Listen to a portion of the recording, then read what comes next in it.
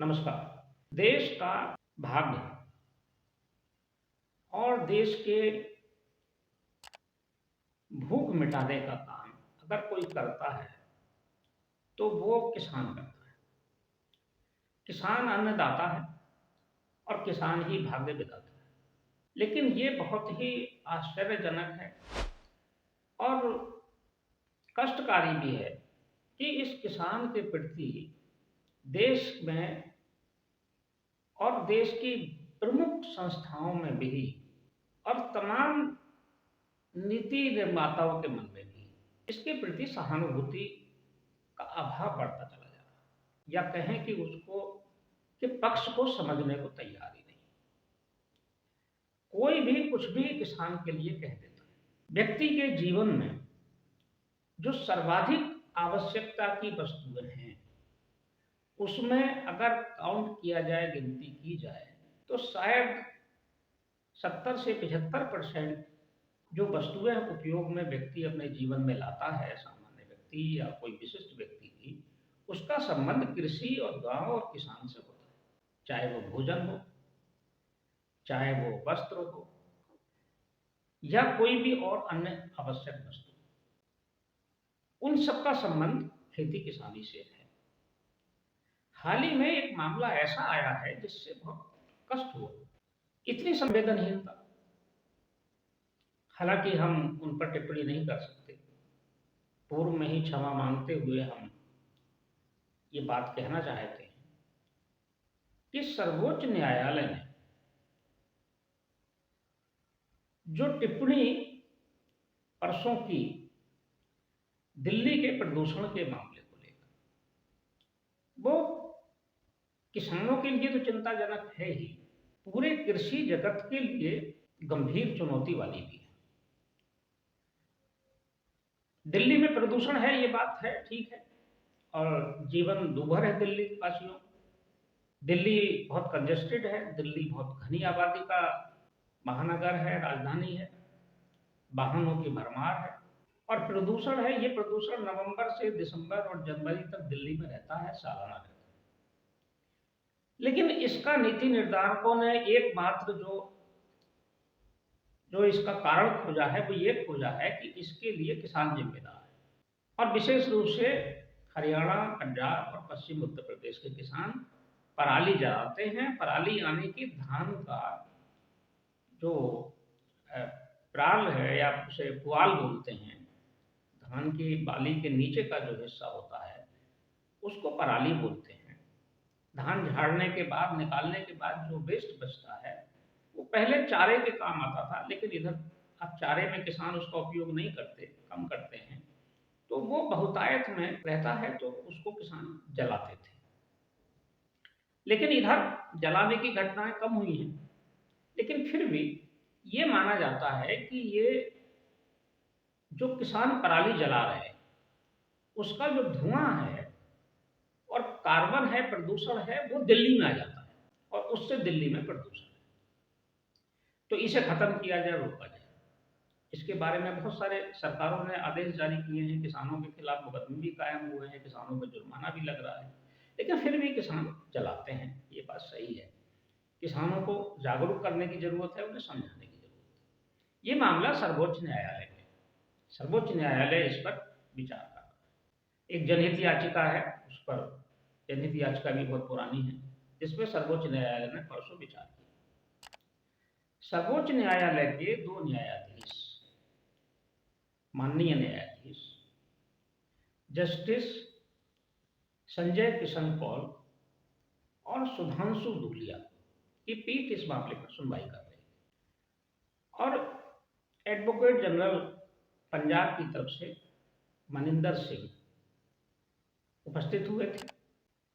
तो ये विषय तो यही था कि पराली की वजह से है। मनिंदर सिंह से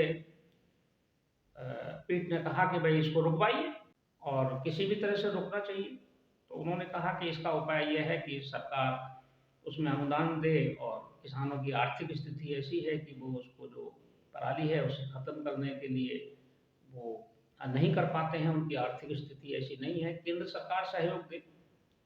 और मनिंदर सिंह ने ये भी कहा कि जो धान की खेती है उसको कम करने की ज़रूरत है और उसको डिमोरलाइज़ करने की ज़रूरत है कि धान की खेती कम करें पंजाब के किसान। इस पर जो पीठ ने कहा वो गंभीर बात है। पीठ ने कहा कि पंजाब में धान की खेती एक तो परंपरागत नहीं है, धान की खेती पहले नहीं होती थी, ये बात सही है, और इसको बिल्कुल खत्म कर देना चाहिए, धान की खेती को एकदम रोकना चाहिए। तो उन्होंने जो सुझाव दिया है वो सुझाव बहुत चिंतनीय है।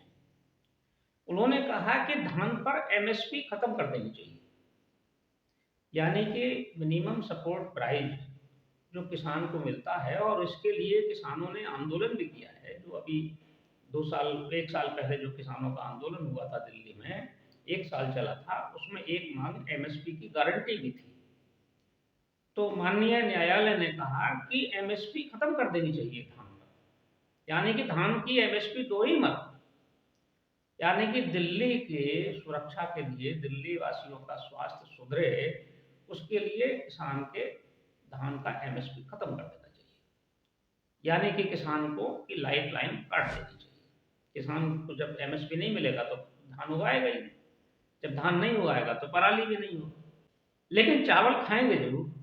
क्या लोग चावल खाना बंद करेंगे? लोग छोड़ दें चावल खाना तो धान के उगाना ही बंद कर देंगे। चावल भी चाहिए, ये बात सही है कि धान की फसल, पराली की समस्या तो है ही, उससे भी गंभीर एक और समस्या है धान की फसल के साथ कि इसको भूमिगत जल की बहुत आवश्यकता होती है। धान की फसल में जल का बहुत उपयोग होता है, जल का दोहन भी होता है, और वो ऐसे क्षेत्रों की फसल है जहाँ पानी की बहुतायत होती है, या जो तराई वाले क्षेत्र होते हैं या जो गहरे क्षेत्र हैं वहाँ धान की फसल ज़्यादा होती है। लेकिन अब नया ट्रेंड आया है, तो नए सिंचाई साधन उपलब्ध हुए हैं, तो अब उन क्षेत्रों में भी जो गेहूं उत्पादक क्षेत्र थे, जैसे पश्चिम उत्तर प्रदेश, हरियाणा, पंजाब, इन क्षेत्रों में भी धान की खेती बहुतायत में होने लगी। लेकिन उसका तरीका ये तो नहीं है कि आप एमएसपी बंद कर दीजिए। अगर मान लो किसी को कोर्ट सजा भी देती है, तो कोर्ट सजा देती है, जेल जाते भेजती है, लेकिन ये तो नहीं कहती ना कोर्ट को कि आपको जेल जाएगा लेकिन आपको रोटी नहीं दी जाएगी, अब आप भूखे रहिए। तो ये तो सजा इस तरह की हो जाएगी। किसान की एमएसपी पर रोक लगाना और किसान को एमएसपी खत्म करने की बात करना भी बहुत चिंतनीय है और विचारणीय भी है कि किस कीमत पर दिल्ली वासियों का स्वास्थ्य सुधारना है। क्या किसानों की जान की कीमत पर सुधारना है? तो ये बहुत गंभीर प्रश्न है और ये बहस का प्रश्न है देश भर। हालांकि इस पर बहुत ज़्यादा चर्चा नहीं हुई, ना कृषिविदों की तरफ से कोई बात आई है, और ना विचारकों की तरफ से, ना नीति निर्धारकों की तरफ से, ना नीति आयोग की तरफ से, ना कृषि विशेषज्ञों की तरफ से, ना कृषि वैज्ञानिकों की तरफ से, और राजनेताओं का तो सवाल ही नहीं उठता, उनका तो ध्यान ही नहीं। और सर्वोच्च न्यायालय ने तो कह दिया, सर्वोच्च न्यायालय तो सर्वोच्च है, लेकिन विरोध के स्वर उठ रहे हैं। सोशल मीडिया में लोग इस पर बहस कर रहे हैं, चर्चा में है। हमने पहले ही कहा कि सर्वोच्च न्यायालय के निर्णय पर कोई टिप्पणी नहीं की जा सकती है, उन्हें सलाह भी नहीं जा सकती है, लेकिन एक सहानुभूतिपूर्वक विचार का आग्रह जरूर किया जा सकता है। अपने इस निर्णय पर पुनर्विचार करें तो ज़्यादा अच्छा होगा। और पंजाब के एडवोकेट जनरल ने भी जो बात कही है कि धान की खेती कम की जाए, तो धान की खेती कम की जाए, लेकिन विकल्प क्या है? वैकल्पिक फसलें भी बतानी पड़ेगी ना किसानों को। वहाँ की सरकार कुछ ऐसे उपाय करे जैसे हरियाणा की सरकार ने किया। हरियाणा में जो सरकार ने एक प्रयोग किया कि हरियाणा सरकार ने कहा कि नहीं, धान की खेती से पानी का बहुत उपयोग होता है और भूजल स्तर बहुत नीचे जा रहा है। इसकी जिम्मेदार ये माना गया, डार्क ब्लॉक की संख्या बढ़ती जा रही थी, तो उन्होंने कहा कि धान की खेती को थोड़ा डिमोरलाइज किया जाए, कम किया जाए। तो उसके लिए उन्होंने अन्य फसलों पर प्रोत्साहन के पैकेज शुरू किए, प्रोत्साहन योजना शुरू की, ताकि किसान धान की बजाय दूसरी फसलें उगाए। तो ऐसा ही कुछ पंजाब को भी करना चाहिए, जैसा मनोहर लाल खट्टर की सरकार ने किया है, कि वो ऐसे कुछ पैकेज लेके आए ताकि किसान धान की खेती की बजाय कुछ दूसरी फसलें उगाए। कुछ कॉमर्शियल फसलें उगाएं, बागवानी की फसलें करें या अन्य लाभदायक फसलों की खेती करें। हालांकि देश भर में धान का उत्पादन जो है वो अधिकांशतः तो पूर्वी राज्यों में होता है। छत्तीसगढ़ सबसे ज़्यादा धान उत्पादक है। छत्तीसगढ़ को धान का कटोरा कहा जाता है। बिहार में, बंगाल में और पूर्वी उत्तर प्रदेश में, उत्तराखंड में, जो उत्तराखंड का तराई है, यहाँ धान की बहुत अच्छी फसलें होती हैं। तो इन राज्यों में और दक्षिण में आंध्र प्रदेश में और तेलंगाना में भी धान की खेती है। धान का काफ़ी उत्पादक क्षेत्र है। हालांकि ये आने वाले समय में एक चिंता का कारण भी बनेगा, क्योंकि इस साल का जो खरीफ फसल का एस्टीमेट आया है कि खरीफ फसल कितनी उत्पादन होगा, ये चिंता पैदा करने वाला है।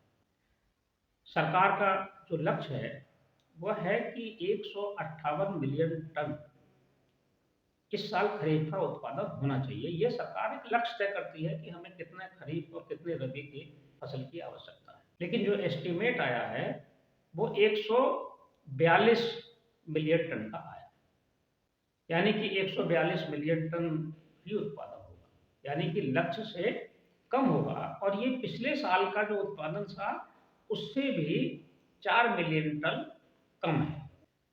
तो ये आने वाले समय में कह तो दिया कि धान कम पैदा करो, लेकिन जो फूड ग्रेन्स हैं, जो खाद्यान्न हैं, उनकी कीमतों पर दुष्प्रभाव पड़ेगा।